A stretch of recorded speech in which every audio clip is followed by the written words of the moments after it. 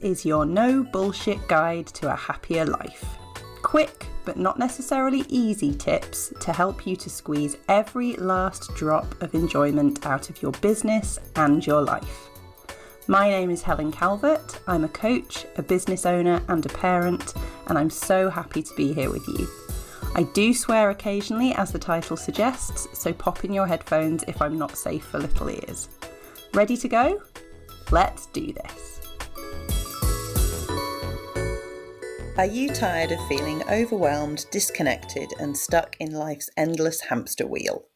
Imagine a space where you receive expert guidance exactly when you need it, belong to a supportive community that respects your comfort zone, engage actively or quietly observe, discover simple, actionable strategies to create meaningful change, and have a blueprint for reclaiming happiness on your terms.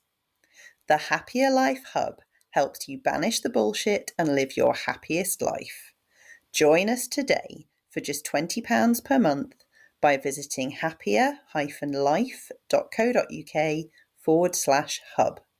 My hope is that this becomes your default place to turn when you're struggling or just need fresh ideas, like having me in your pocket whenever you need a boost. The world isn't built with your well-being in mind. Daily, we're bombarded with messages designed to keep us small, exhausted, and disconnected from our true selves. The Happier Life Hub is your gentle revolution against mediocrity, a warm, supportive resource centre to help you understand who you truly are and how you naturally thrive, create a life that genuinely supports your well-being, break free from societal expectations that drain your energy, and find fulfillment individually and collectively foster harmonious living.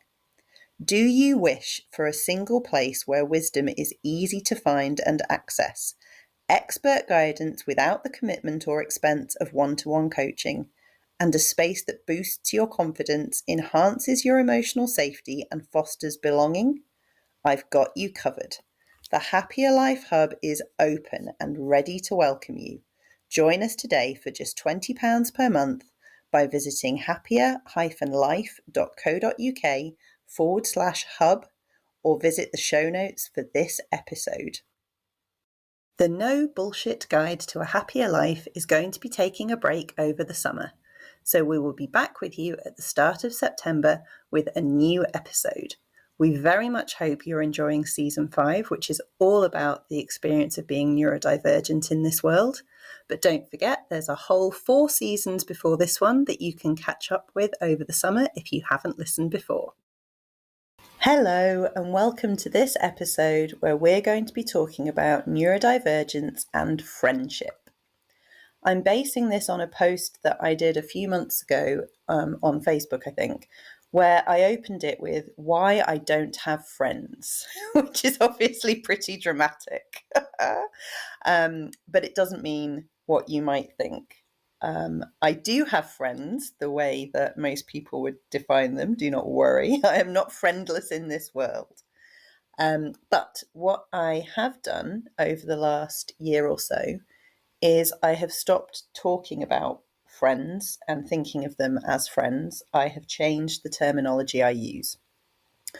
So I have a lot of people in my life that I'm close to.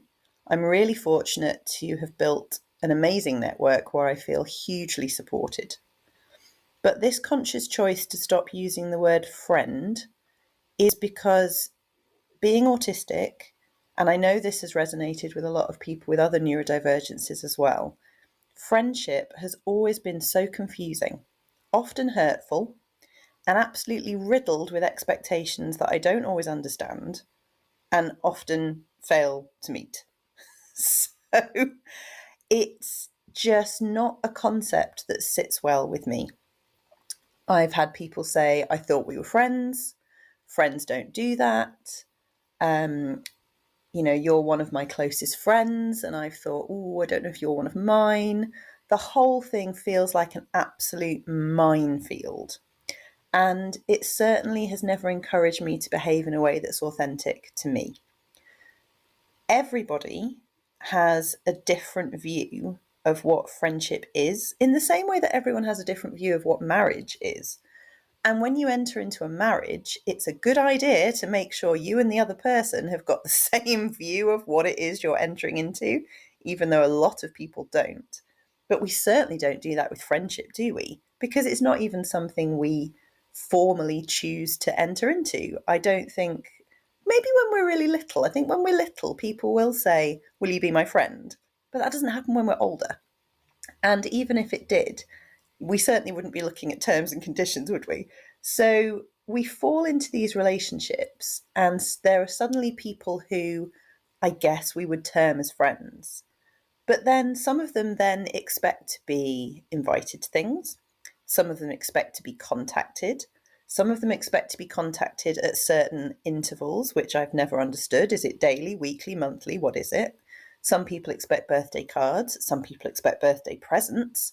Some people expect you to do things and say things and show an interest in things. Some people expect updates about other people and to be kept in the loop. It's an absolute minefield.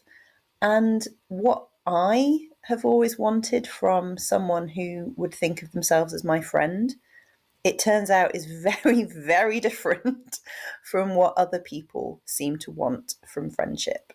So, as I say, the whole concept has just become so heavy for me that I've put it to one side. Because as much as a lot of people have insecurities over their intimate relationships, that's not something I've ever struggled with. My intimate relationships with men and with women have not always been perfect, but I've always been able to navigate them. But platonic relationships, oh my goodness, they have tripped me up so many times in my life. So, what am I saying instead? So, I no longer talk about having friends. I talk about having safe people. So, I have people in my life who I know are safe, which means I can show up with them as my true self, or as close to that as I can manage. I can drop the mask as much as possible, and I know I'll be accepted and understood. Or if I'm not understood, they are people who want to take the time to understand. They're interested in me and how I work, and they're not going to surprise or devastate me with reactions or expectations that I don't understand. Those are my safe people. I also have lots of people in my life that I enjoy spending time with, that I socialise with, I work with, I wish them well, I love to see them succeed, they wish me well, but these are not safe people for me. And that's no fault of theirs. They just aren't. So they're not people I would go to in a crisis. They're not the people I converse with and share my life with every day, because there are people I converse with and share my life with every day. So this is not about criticising or saying somebody's not up to the job. This is about saying that some people are safe and some people are not. And that's nothing that anyone could or should do. It's just how it is. I am safe to other people, and then there are people for whom I am absolutely not safe. That does not mean that they dislike me or wish me harm or badmouth me to other people. It just means I'm not one of their safe people, and that's totally fine.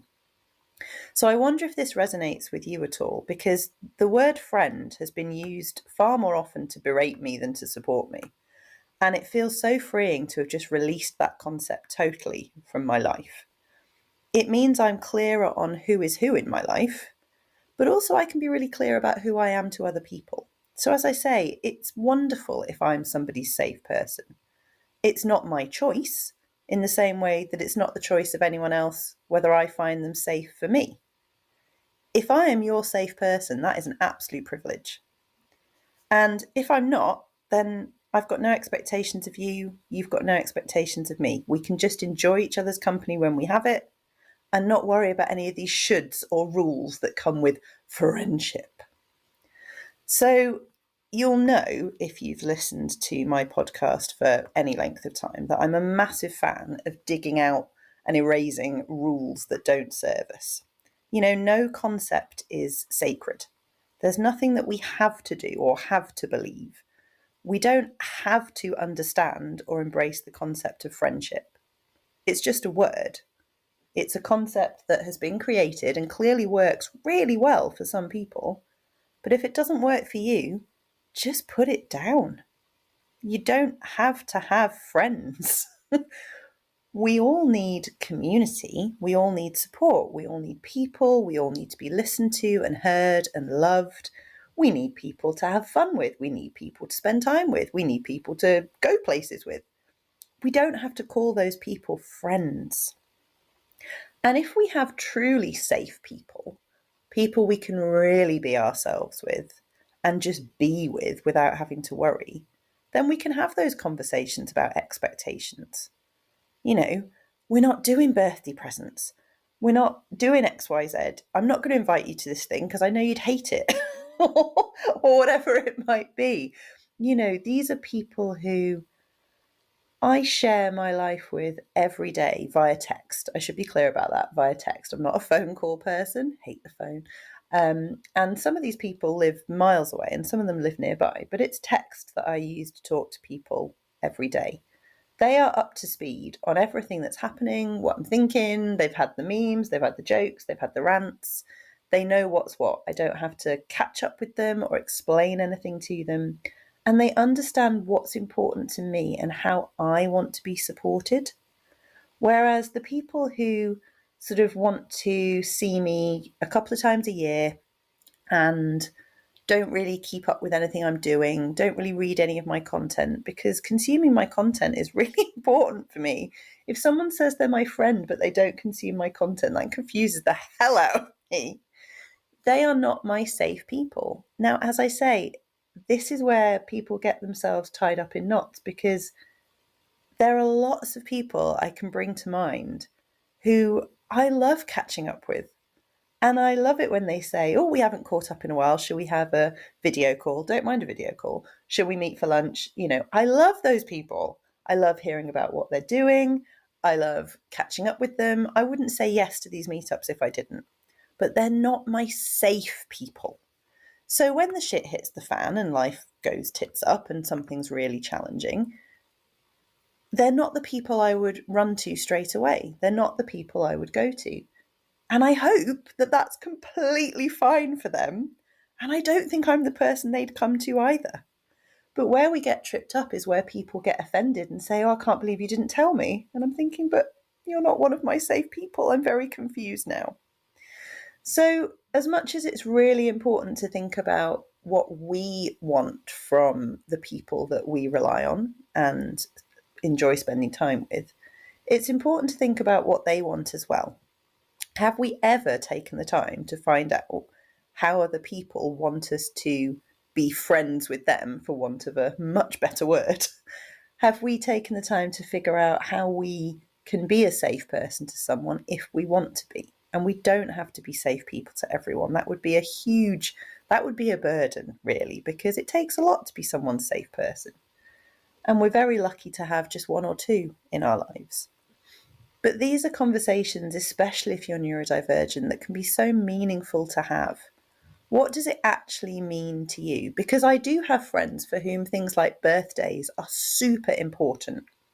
So I know that if I'm one of their safe people, I need to make a fuss about their birthday. They don't need to make a fuss about mine. I'm never going to be bothered. It's not ever going to bother me. I don't care. I make a fuss about my birthday. That's fine. No one else has to. But have we taken the time to find this out? Because you might think, well, I did this, this, this, and this for that person, and they don't seem to think of me as a close friend. Well, maybe those are the things you would want them to do for you, and they're not actually meaningful to them, but you haven't done the things that are meaningful to them because you didn't know. So, as ever, it's all about communication, isn't it? Can we find out how people want us to be in their lives? And then we can decide if that's something we want to agree to. So I would love to know if the concept of friendship is problematic for you, if it's confusing, if you, like me, have put it aside and have a different phrase or different concept that you now work with, if the idea of safe people is meaningful to you, and if that's something you want to think about more. I'd just really love to hear all of your feedback, because I'm fascinated by this topic, and I know, as I say, that it's something that resonates with a lot of neurodivergent people, not just people who are autistic. So in the show notes for this episode, you can find all the ways to contact me and find me on social media and get in touch. I would love to hear your experiences of this. But I think in the meantime, if we can accept that everyone has a different version of this, and we're all trying to be supportive and be supported, and if we get it wrong, it's usually because of miscommunication, not because of any wish to be unpleasant. If we can remember all of that and be excessively kind to ourselves, then I think we can squeeze every last drop of enjoyment out of life. Speak to you next time. Thank you so much for listening. If you'd like to find out how to work with me or how to get your hands on a copy of my book, you can find all of those links in the info for this episode. My huge thanks to Stephanie Ward of the Spicy Brain Collective for sponsoring the whole of this season of the No Bullshit Guide to a Happier Life. You can also find out more about Steph's collective for neurodivergent business owners via the links in the episode info. See you next time.